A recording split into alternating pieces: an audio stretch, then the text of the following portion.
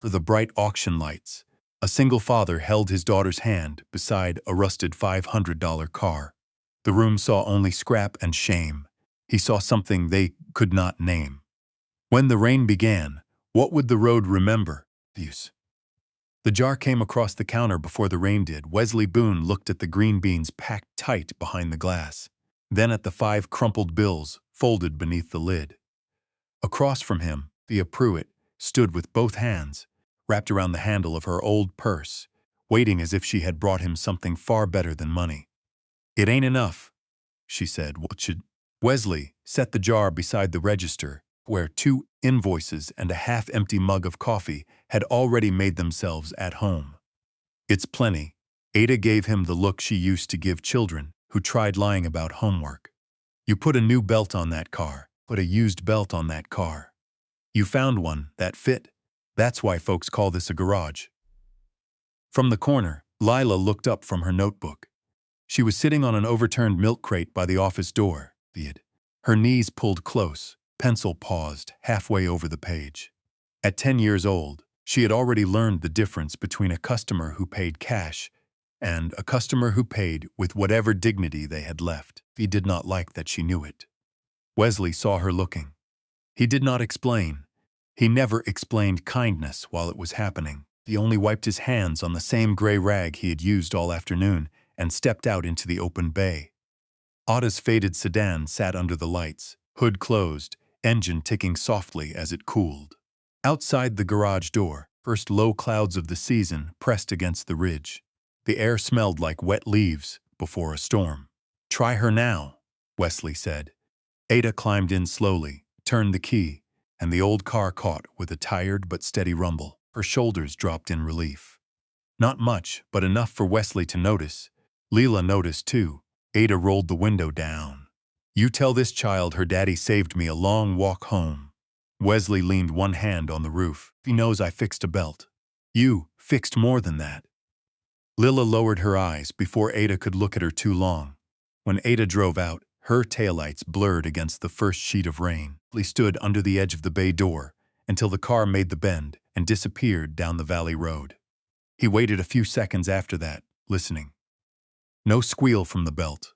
No stutter. Good behind him. Thea closed her notebook. "Dad?" "Yeah. You should charged her more." He turned back. She was not angry. Not exactly. Her voice had the tight sound it got when she was trying to act older than she was. "He paid what she could, but we need money too." Wesley walked to the counter and picked up the jar, turning it once in his hand. "We got beans. That's not funny. I wasn't making a joke." Her face fell a little. Hurt him more than the bill Ada had not been able to pay. He could fix engines that coughed, pumps that whined, tires worn bald on mountain gravel. He had never figured out how to fix the look on his daughter's face when she wondered why good work did not always come home as good money. He set the jar in the small office beside a row of others. Peaches, pickled okra, or butter. People in the valley paid him in small harvests, handwritten promises, and sometimes, if the week had been kind, actual checks. Leela watched him line it up. "Other people don't do that," she said. "Some do. The people up at the new place." Wesley did not answer right away. The new place had been all anyone talked about for weeks. A resort on the shoulder of the mountain, with glass balconies, private cabins, a dining room that would look over the whole valley, and a road cut clean through land where old footpaths used to turn with the slope. The brochures called it a new beginning. Folks in towns said it might bring jobs. Ada called it a rich man's porch nailed to a wet hill. Wesley only knew what he had seen. Trucks hauling gravel too fast, culverts laid in a hurry, and men with clean boots pointing at plans while rainwater found its own opinion. "They're building something," he said. "That don't mean they understand the mountain." Lila slid her notebook into her backpack. "You always say things like that." "Like what?" "Like the road is talking to you." Lee gave the faintest smile. "Roads do talk." She looked toward the bay door, where rain had begun ticking against the metal roof. "Not to me. You're young. That means I'm not crazy yet."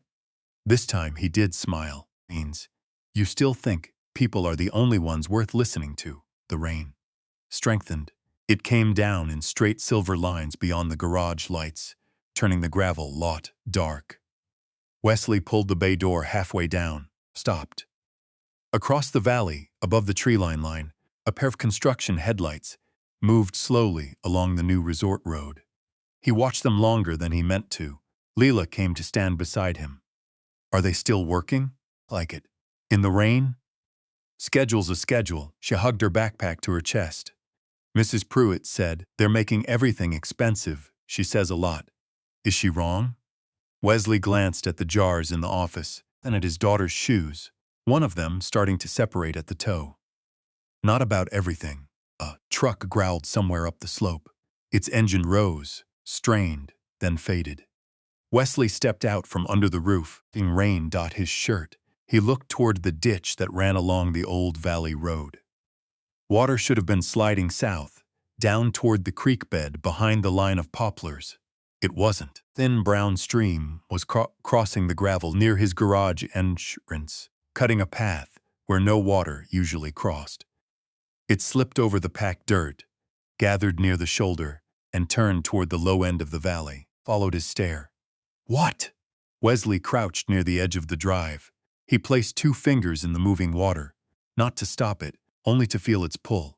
It was colder than he expected, fast for a first rain.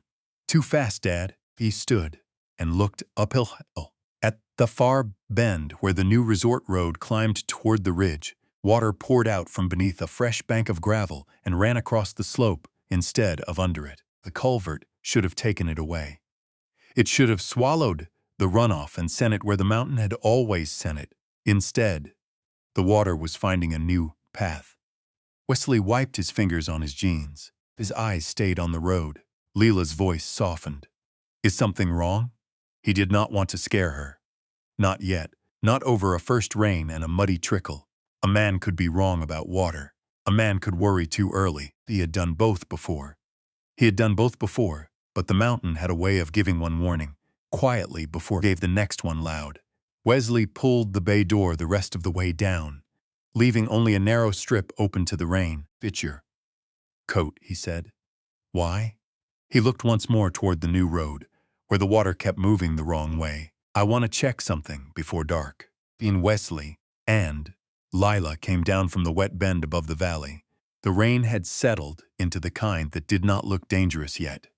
It simply kept falling, steady and patient, while the new resort road shed water in the wrong directions. Wesley said little on the drive home. Lila sat beside him with her coat zipped to her chin, glancing from his hands on the wheel to the dark slope beyond the windshield. You saw it too, didn't you? She asked. I saw water finding a place it shouldn't. That bad? Not yet. He meant it to comfort her. It did not. The next evening, the talk in the valley was not about the rain and a sound. It was about the charity auction in Asheville, where Meredith Clay and her guests would raise money for what the invitation community rooms connect to the new resort. Someone had left a flyer at the garage. Paul had found it beside the coffee mug and read the words twice. Are we really going? She asked. Wesley had been tightening a clamp on an old tow chain. There's a vehicle listed in the back. You're going for a car? A car. An old road patrol rig. We don't need another broken thing. He looked at her then, not sharply, but long enough for her to lower her eyes. Sometimes broken things know roads better than new ones do, was all he said. The auction hall in Asheville was warm, polished, and too bright. Men in clean jackets stood beneath soft lights, holding glasses they barely drank from, and in smooth voices near tables decorated with white cloth and mountain flowers. A large photo of the future resort stood near the entrance, showing glass, stone, view over the valley that made the place look empty, of the people who already lived there. Wesley felt the mud drying stiff on the hem of his work shirt. He had wiped his boots before coming in, enough to erase what he was. Lila stayed close to his side, her hand in his, her eyes darting whenever someone glanced down at his clothes. Dad, she whispered. Everybody's dressed up. I noticed. We stand in the back. We are standing in the back. It did not help. They still stood out, near the front. Meredith Clay moved through the room. as if every handshake had been placed there for her. He wore confidence the way some people wore perfume, light but impossible to miss. When she laughed, others turned. When she lifted a hand, people made room. The auction began with weekend stays, framed mountain prints, dinner at the resort once it opened. Wesley did not bid. He kept the folded flyer in his hand and waited. Leela shifted beside him. "Can we go after the vehicle?" "Yes, you promise?" He gave her hand one squeeze. At last, the workers opened a side door and rolled in the old road patrol rig.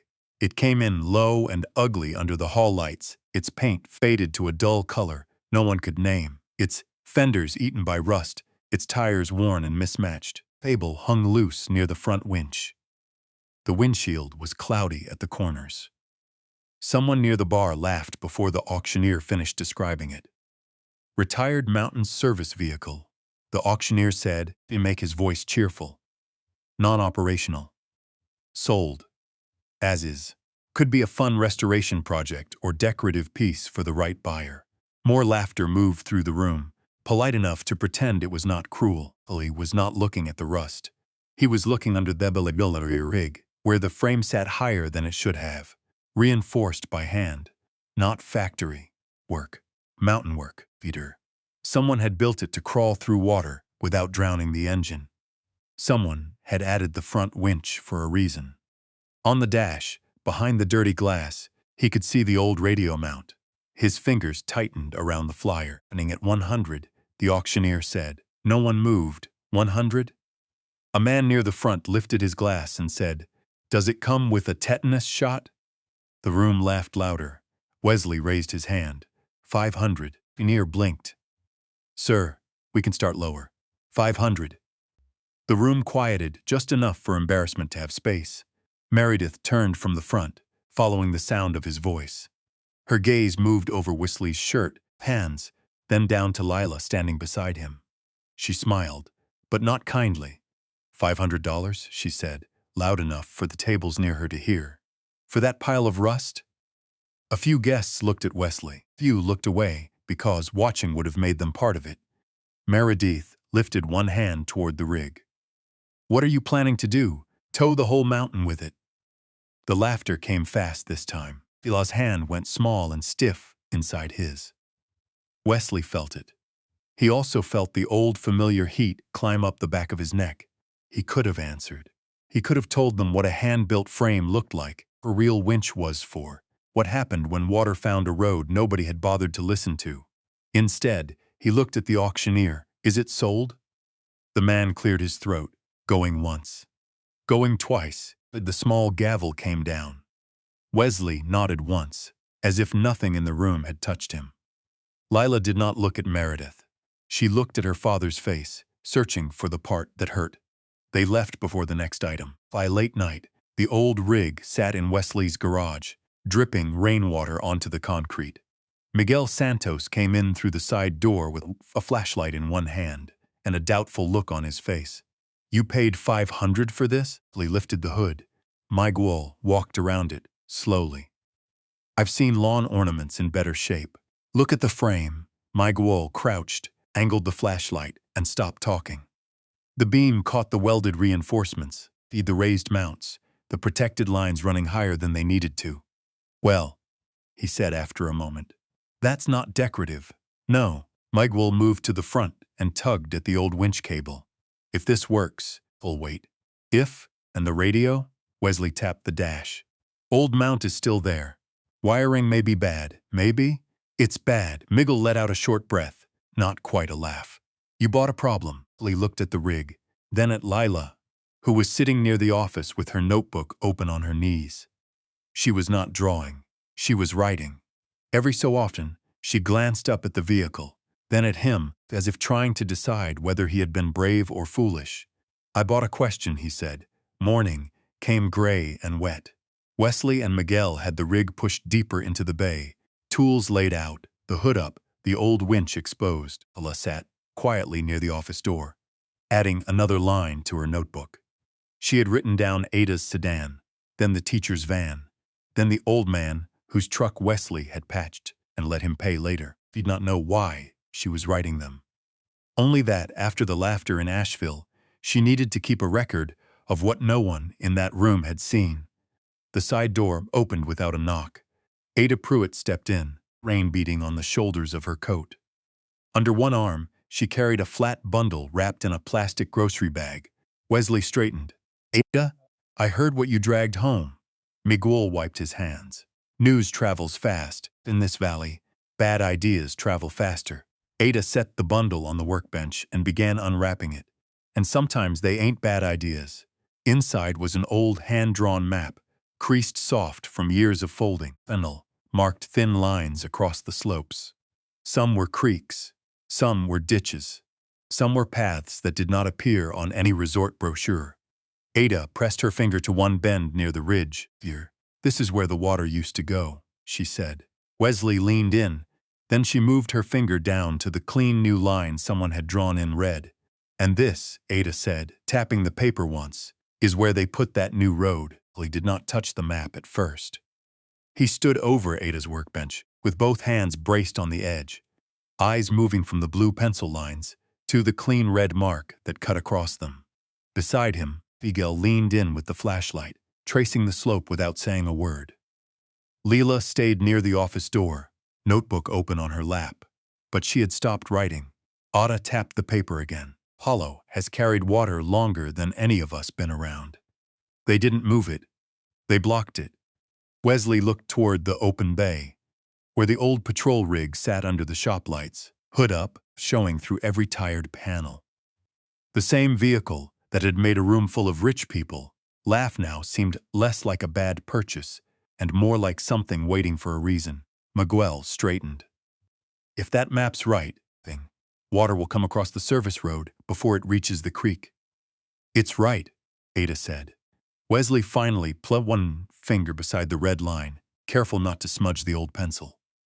"How long since anybody used this trail?" Ada's face tightened. "Long enough for folks with clean boots to think it ain't there." Miguel looked at Wesley. "The rig won't make any trail if we don't get the winch working. Then we get it working." For the next several days, few sound. The garage stopped feeling like a place that fixed small problems and became a place preparing for one large one. Lee stripped bad wire from the old radio mount, while Miguel tested the winch motor and cursed under his breath when it coughed, clicked, and refused to turn. Lila swept water and mud from the bay, sat with her notebook, and watched the men work on the same ugly machine. Everyone in Asheville had dismissed. She did not ask if the people at the auction had what been wrong. Not yet. But sometimes, when a sound crawled beneath the frame and ran a hand over the reinforced metal, she looked at him, as if she was beginning to understand that silence was not the same as losing. On the second wet morning, Wesley drove up toward the resort road alone. He parked below the first bend and walked the shoulder with his coat collar raised against the rain.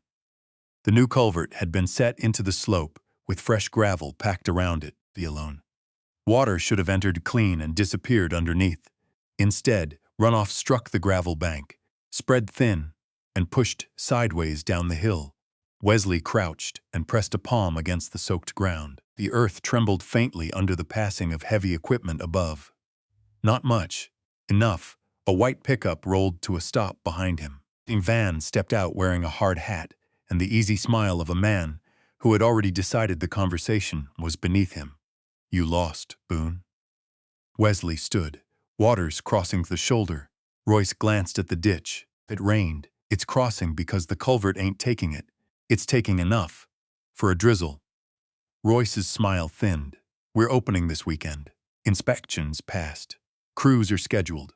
Guests are booked. Pairing up a finished road because a tow man doesn't like where a puddle sits."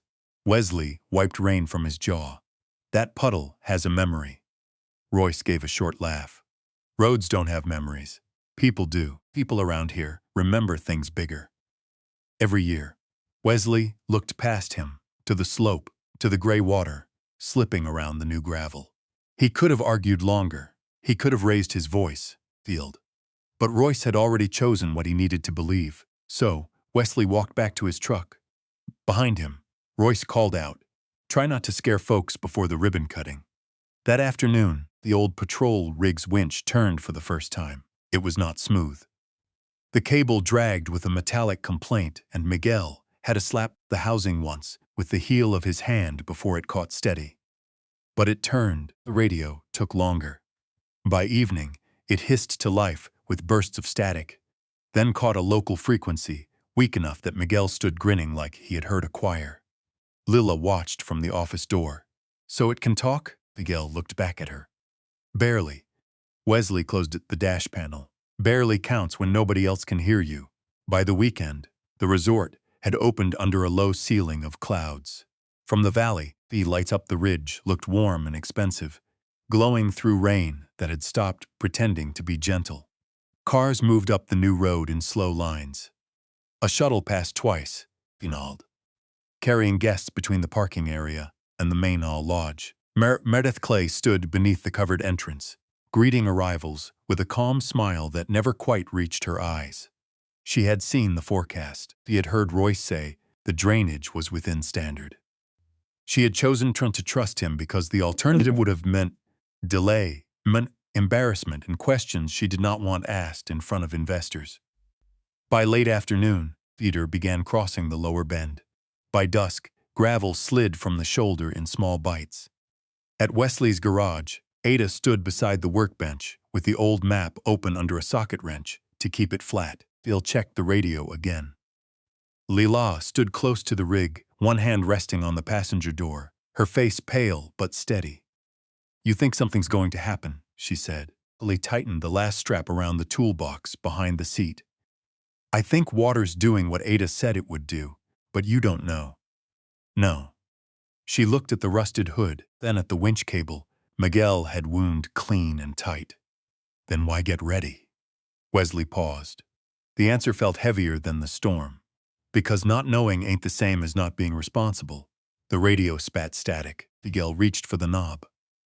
A broken voice came through, thin and shaken beneath the rain. A shuttle had stopped between two washed sections of road. Older guests and staff were inside, Finnachound. The main rescue crew could not reach them from the lower route, without circling far around the mountain. For 1 second no one moved. Then Ada's hand found the map. Lila looked at her father. He looked across the garage, at the old patrol rig, its rusted body dark under the lights, the repaired winch ready at the front, the radio alive with fear. The mountain had stopped whispering. Now it was calling. First thing Wesley did was take Lila's hand off the passenger door. She had been holding it as if her grip could keep him there. Her face was pale in the garage light. The radio kept spitting broken words from the dash of the old rig. "Stay with Ada," he said. Lila shook her head once. "Dad, stay where I can know you're safe." That stopped her. Not because she was no longer afraid, because she understood that he had no room left for begging.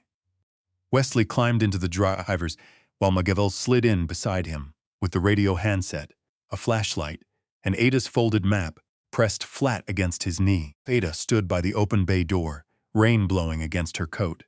"Take the upper trail until the split," she called. "The lower one won't hold." Wesley nodded, started the engine, then the whole rig shuddered like it remembered work before it remembered rest. Then he drove into the storm. The old vehicle did not move fast. It was not built for speed, and Wesley did not ask it for any. The headlights caught sheets of rain, low branches, and the brown shine of water moving over dirt. Miguel kept one hand on the dash and one on the radio, calling out turns from Ada's map. "Next bend cuts left. I see it. Wash out on the right. I see that too." Wesley's voice stayed low, but his hands were tight on the wheel. He read the road in pieces. Gravel sliding under the tires, water tugging at the ruts, the engine note changing when the ground softened. Every sound mattered. Every foot mattered. Back at the resort, Meredith stood beneath the covered entrance, with rain blowing past the stone pillars. Theus. The shuttle was somewhere below the ridge, stuck between two bad stretches of road, and the regular crews were still trying to reach it from the long way around. Royce kept saying they had followed standard procedure. The words no longer sounded. Steady, steady, steady. Then she saw headlights, moving where no vehicle should have been. A rusted shape came through the trees on the old trail below the service road, slow and stubborn, its winch mount visible at the front. Meredith stepped out from under the cover before she realized she had moved. "That's him," she said. Royce looked through the rain. "He shouldn't be up there." Meredith did not answer. He remembered the auction hall, the laughter, her own voice carrying over the tables. "What are you planning to do? Tow the whole mountain with it?" Fame, ugly machine, crawled through the dark toward the people her project had stranded. The shuttle sat tilted near the flooded bend, its hazard lights blinking weakly through the rain. He stopped short of the water and studied it before opening his door. "Not through," Miguel said. "No," Wesley said. Across and anchored, he took the winch line out himself. Water rushed around his boots, cold and strong, but he moved without drama, choosing each step before taking it. Miguel kept the radio open, speaking to the people inside the shuttle, telling them help was close, telling them to stay seated until Wesley gave the word. Winch cable, caught on a thick roadside post that had held longer than the newer gravel around it. Wesley tested it once, twice. Then he guided the rig forward inch by inch, not fighting the water, using the pull to keep the vehicle steady. It was slow work, ugly work, the kind no one clapped for while it happened. When the first passenger stepped down from the shuttle, Miguel held an arm out and guided her toward the rig. Came another. Then a staff member with a shaking voice. Wesley said little, only where to step, when to wait, when to move. The old vehicle held its ground, cable tight, radio alive, engine steady. Feel the sound. By the time Farn's Parse Run was brought across, Meredith had reached the edge of the safe road with 2 resort staff behind her. She stood in the rain and watched Wesley close the rig's door. After the final passenger climbed in, speech could have corrected her as completely as that sight did. Wesley did not look at her for praise. He looked back at the water, then at Miguel. "We're not done until they're down." They made the trip out slow, following Ada's trail, back through the trees. At the garage, Lila ran to the bay door when the headlights appeared. Ada caught her by the shoulder just long enough to keep her from running into the rain. Big rolled inside, dripping mud, its engine knocking softly as Wesley shut it down. For a moment, nobody spoke. Then Lila broke loose and wrapped both arms around her father. He held her with one arm, his other hand still wet and cold from the winch line. "I was scared," she said into his shirt. "I know. You came back." He looked over her head at the old rig, then at Ada's map still open on the passenger seat. So did that road. The morning after, the resort road was closed. Not for appearance, not for cautionary language, but closed. The wrong culvert, the blocked drainage, the gravel failure, all of it had become impossible to explain away. Royce tried to make the matter sound like weather. By noon, he was no longer in charge of the repair work. By the end of the week, his contract was gone. People whose signatures mattered were asking questions he could not smooth over with the phrase, "within standard." Meredith did not vanish behind lawyers or polished statements. She came to the valley meeting herself, fenced, Baikshinhound, stood in front of people who had known the mountain longer than she had known profit, and said the road had been built without listening to the plates it crossed. She did not ask Wesley to forgive her in front of everyone, would have made the apology about her. Instead, she committed money to rebuild the drainage properly, to restore the old runoff path, and to put a community rescue station at Wesley's garage with radio support, equipment, training for the valley volunteers. Miguel stood at the back of the room when she said that, arms folded, trying not to smile. Ada only nodded once. A few weeks later, the new sign went up over Wesley's bay door. It was plain, sturdy, and painted by a local hand. Beneath the name of the garage, smaller letters marked it as the Valley Rescue Station. The old road patrol rig sat inside, still rusted in places, still ugly from certain angles, clean where it needed to be clean, and ready where it needed to be ready. Lila stood beside the sign, with her notebook tucked under one arm. She no longer hid when people came by the garage.